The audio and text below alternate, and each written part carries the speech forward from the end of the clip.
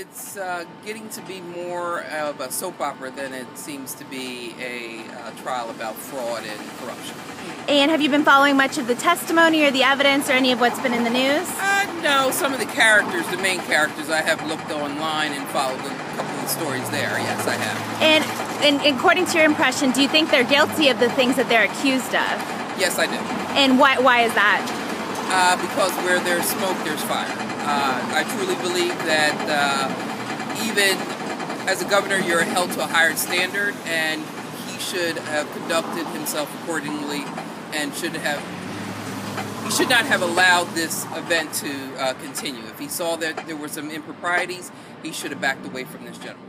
Oh, because I was here during the arraignment, and they came in holding hands, and they looked like a very happy couple. Once the trial started, they trying to switch everything up, and they want to paint the wife as a bad person because she's not a public figure. So if they say she did everything, then they can't convict them. Personally, I think they was in cahoots together.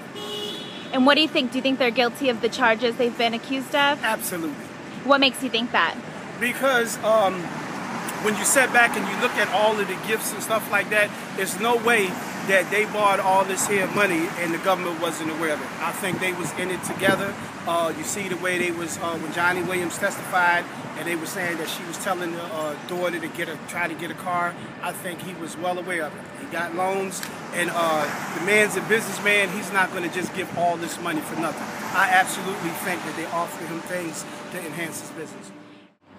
Mr. Williams has provided information that makes the governor's claim that it was just a mistake and they shouldn't have accepted gifts from a friend. It makes that less plausible than it was before. It sounds really more like it was influence for hire. Have you been following the case very closely? Yes. Okay. And I know there's still a lot of evidence to be presented, but from the impression you get so far, do you think that they're guilty of the charges they're accused of, or do you think they're not guilty? I think it's much less likely that they're innocent than I did before hearing some of the testimony.